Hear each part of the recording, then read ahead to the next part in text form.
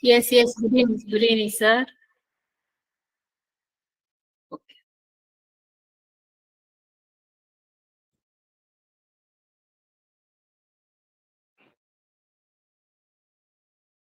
A pleasant evening to everyone and warm welcome to all of you virtually present here to this workshop. It is with great pleasure I extend a warm welcome to our esteemed resource person for the second day of this online workshop on a systematic way of research paper writing. We are honored to have Dr. Krunal Soni, Associate Professor of Finance and Accounting at School of Management, GSFC University, Vadodara, whose expertise and insights will undoubtedly enrich our discussions and deepen our understanding on hypothesis development and testing. Dr. Krunal Soni, a proficient educator in terms of research, finance, and management subjects. His proficiency shines through in his ability to elucidate intricate financial principles with clarity. He is skillful at breaking down intricate concepts such as investment strategies, risk management, and financial markets, catering to both novice learners and those seeking advanced insights. He brings a deep understanding of research methodologies, data analysis, and academic writing. He has a skill for simplifying complex concepts, making them accessible to students across various levels of familiarity with the subject. He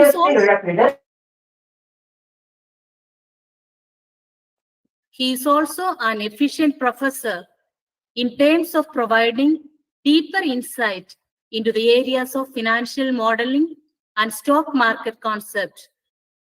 Dr. Krunal Soni is having total of 10 years of experience in academics and 2.5 years of industrial experience.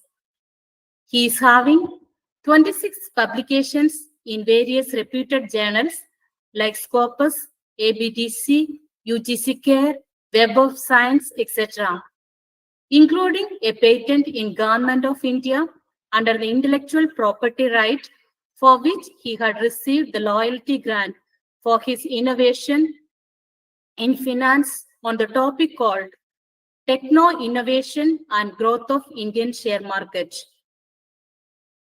He has received 3 Best Research Paper Award in various international conferences organized by different academic institutions by UGC and AICTE, and also awarded with Best Faculty of Management Department at Parul Institute of Management.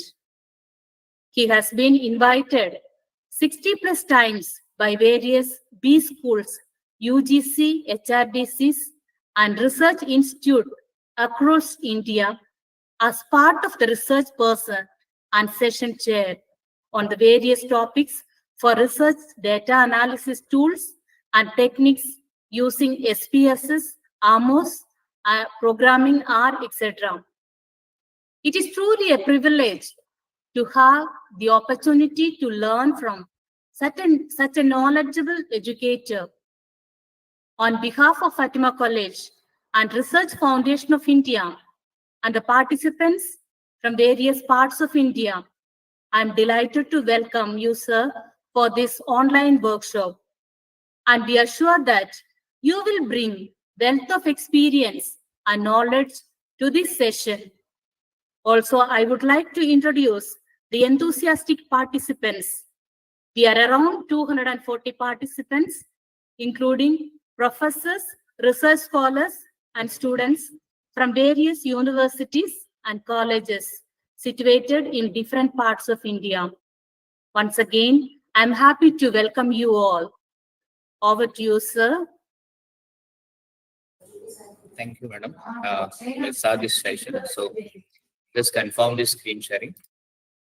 ये सब कुछ पता चलता है guide की बात में ये पूरा ही शेयर करना और ऐसा होता है कि ना you in the frame tag. Okay, yeah. So it's visible to all of you? Yes, sir. Right. So the topic for today is hypothesis testing and design, right? So, so first of all, we have to decide what is hypothesis testing and what is design, right? So when we are saying hypothesis testing, so basically what we are looking that we have to see. First of all, the hypothesis is, hypothetical assumptions about the particular scenario and situations that we want to try and test and that we want to prove as a part of our research study, right? So this is called hypothesis. So hypothesis has many parameters that we have to look forward, and it has many components that has to be taken care, right? Because when we are going for, systematic study, when we are saying that, when we are carrying out our research work on a step-to-step basis, right? So each and every parameters, each and every steps has to be answered appropriately, and it has to be carried out on a prominent basis. So it is very important to carry out your hypothesis on scientific and research ground, which is very, very important and which is very, very essential.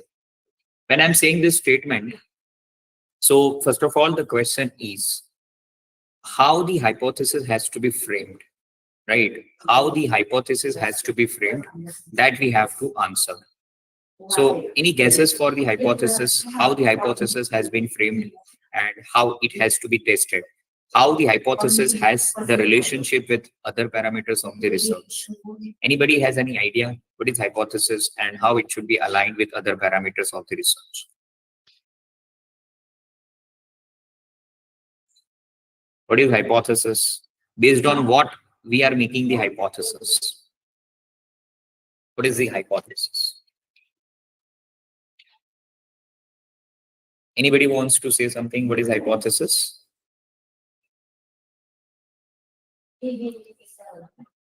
Okay, any guessing, any idea that whatever you know it, something. So let's see. Yeah, anybody wants to say? Hello, sir. Can you hear me? Yeah, please. Yes, sir. This is Priyanka from Mumbai. Actually, for me, hypothesis could be assumptions. Yeah, assumption. Correctly said. Assumptions about what? On what basis we carry out these assumptions?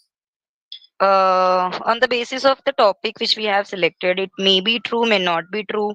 It may Perfect. be based on perception.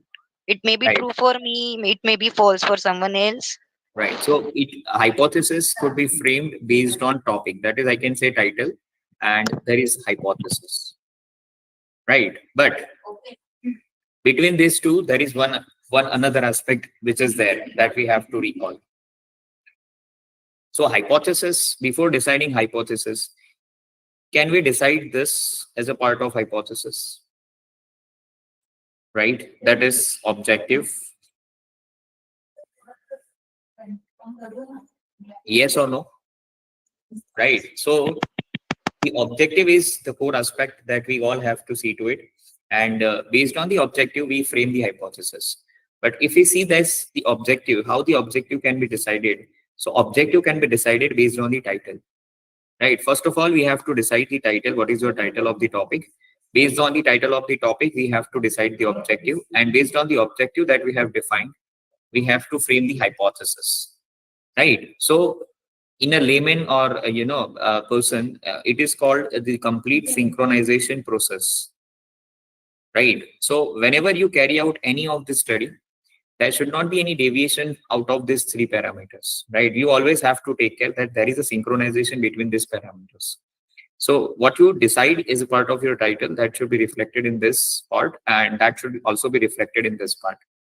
Neither of the time the deviation should be there. Otherwise, the scientific parameters that we want in research is completely missed out, right? So because research is a scientific process that we all have to carry out. There is a difference between process and methods. Anybody wants to say what is process and what is methods? What is process and what is method? what is the process and what is method as far as the research is concerned as a part of scientific way, right? So when we talks about the scientific manner, so it is called step-by-step process, right? That if we do this, then it will do this, then it will do this, right? So that step-by-step process we have to follow. So every process we have to follow, right? So this is called research. But to prove this research, you can opt any of the scientific methods. So methods are although different from the research.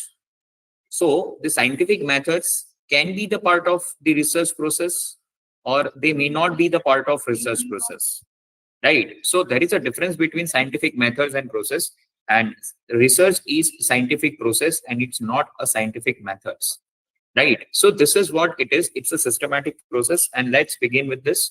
So the first topic, which is said that hypothesis is basically the assumptions about the population. So we say that it is an assumption about the population, but why we say this hypothesis is an assumption about the population? Why it is assumption? Why it is assumption and it is not an appropriate, quick answer or exact answer? Why it is called assumption? Because it is not. Sorry? Why it is called assumption? Because It has not been proved. proven. Right. It's an assumption and it's not a complete right. So the simple answer to this is, are you making this assumption based on this? Do we make assumption in hypothesis based on population? Either say yes or no, right? So hypothesis is an assumption about the population. So are you making assumption based on population or based on sample? Based on sample. Okay. See, where the assumption words always comes when we are not in a position to study each and every aspect. Then we have to assume something, right? So if at all, if I want to carry out certain, studies into the market, and when I'm not in a position to, touch upon every parameters of the research, I have to make an assumption about these parameters.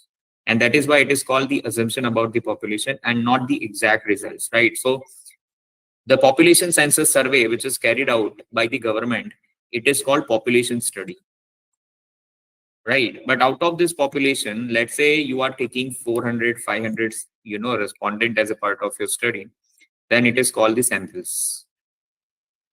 And when you carry out this 500 samples and you are making an assumption about 50 lakh population, right? When you are making the assumption about the 50 lakh population, right? So based on this sample, you are making assumption about this populations. Clear? So this is called assumption about the population based on the sample. So whatsoever results that we have derived over here, right? So we assume that whatever results that we have noted over here, that could be the part of the opinion of these people also. That is the entire population, right? And that's why we are deriving this hypothesis it in terms of the null hypothesis and the alternate hypothesis. Clear? So because again, I cannot say that I had asked 5 people, so the 6 people will say the same thing. But yeah, in a rational manner, I can say that nearest about the 6% opinion would be nearest to that, right? So that is why it is called assumptions, right? Because I cannot say that I had asked to the 5 people and the 6 people will only say this, whatever be shared by these 5 people as an average. He could deviate from the opinion. He could deviate from the opinion. That is called the deviation of the results, right? So deviations in the results are always there. And that's why, if you recall, we always take these things as a part of our study. Yes or no?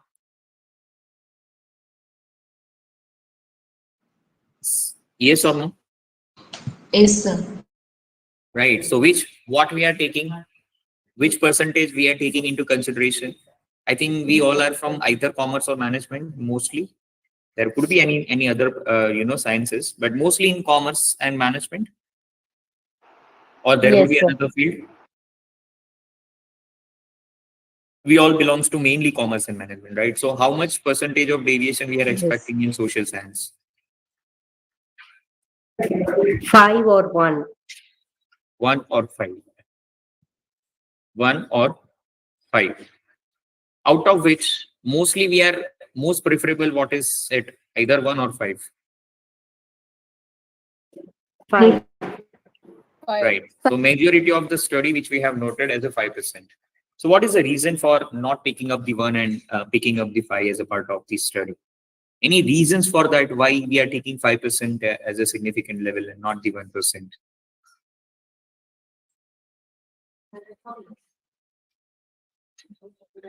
Any particular reasons for this?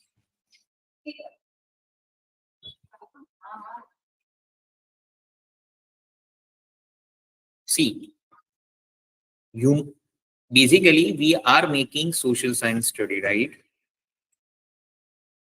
We are making social science study. Do you think that the scenario, the opinion, the perception will remain constant among the people? Or it keep changing? Even what you have perceived, as far as the thought which is coming in your mind, would be the same that you will perceive at the afternoon or evening if you had gone through some, intervention with the people regarding some point of discussion or, at some point of decisions which you have to take it.